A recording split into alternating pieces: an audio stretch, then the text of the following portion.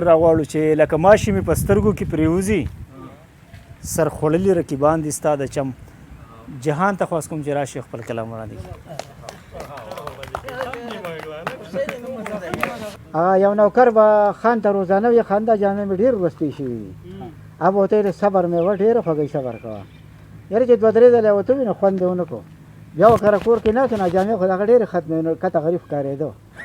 نه خان ورته یې داسې که هغه ورته یې دا چې خان وي دا د صبر هغه مېوه ده که نه ګوره او دا بی بی آی هغې ته وایي چې یو سړی په جیل کې که نه ته بعضې لطیفه وکړه بعضې سړی وایي د ترجمه یې راته وسوکه دا بی بی آی هغې ته وایي چې یو سړی په جیل کې نو راویې باسي په دې دا یو ضمانت دی هغه پسې دغه راغلی هغه رشته دارو پسې راغلی بی بی آی دله نه کوو هغه غریب ساده و نو هغه وایي چې دې چې د مالک وایده نه کوي نو د بیبۍ نه تپوس وکړه هر څوک ښه ده ها نو دې ټولو ملګرو شعرونه وایي څه به پکې یو څو شعرونه خیر دې ووایم که ستاسو اجازت یې که نه که په عقل وي دولت په قسمت نه وي که په عقل وي دولت په قسمت نه وي نو بعضې خلک په اخلاص ته ناچاره نه او خپل زاړه وختونه هېر د هغه چا شي چې غټه وي سرمنده طلایه نه او څوک په خپل ګریوان کې وګوري انصاف کی څوک په خپل ګریوان کې وګوري انصاف کی څوک پیدا واخلي د بل د مجبوری نه او څوک د ټول وطن بادشاه کې په تخت کینی څوک د ټول وطن بادشاه کې په تخت کینی څوک ګدا پسې روان کې د کرسۍ نه او په میکپ او سینګار کله ښایسته کېږي په میکپ او سینګار کله ښایسته کېږي چې راغلی کږه خوله وي څوک د ځای نه نه دولت ښځه خوند ځوانۍ کې کوي جهانه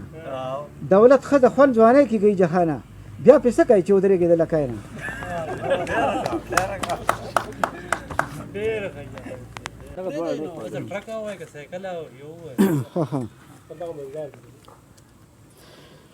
یم پېښور کې کله ډګر کې یم پېښور کې کله ډګر کې دړ مې په ملا او په پنډو دې نښه کېږم زه اوس مې د سر د خطر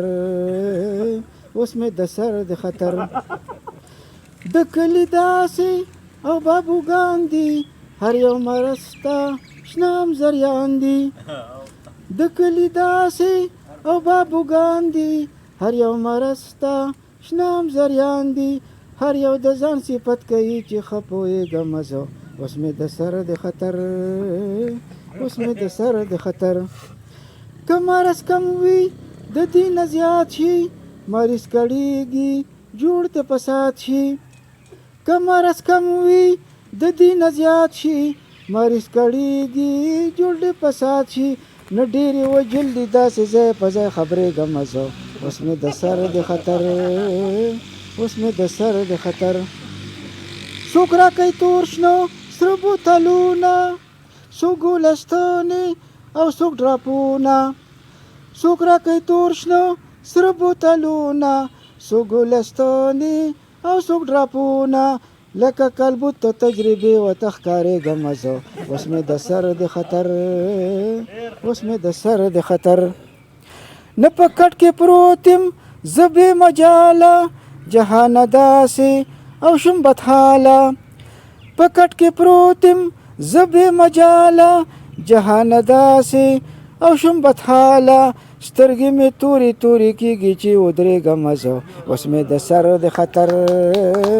اوس مې د سر د خطر یو خان یو قرضداري بل خان پسې ولګوي پیسې مې لته تاله پکې 50 روپۍ درکړم